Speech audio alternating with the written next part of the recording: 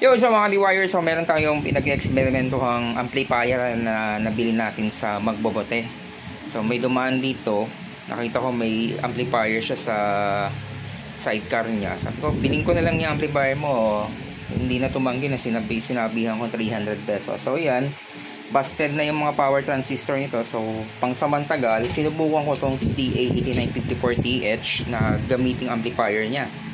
So sakto naman kasi yung power supply niya 24024, tapos yung second isa pang ano niya is 09 na saktong-sakto lang para ma-power up tong preamp niya. So subukan natin.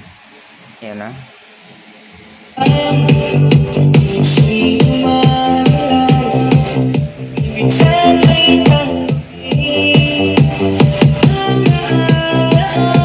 So sa channel pa lang yung gamit natin. So ayos din pala no.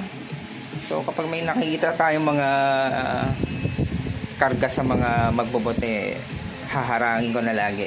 Dati kasi may nakikita na ako dati, pero ngayon ko lang napag-disketahang parahin eh. So yun, salamat sa patuloy pagtutok.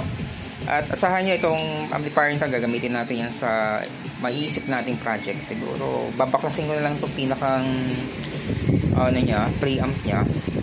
Tatanggalin ko na yung pinaka kasi masyadong malaki para magkasya siguro sa project na babalakin natin. So salamat sa patuloy pagtutok.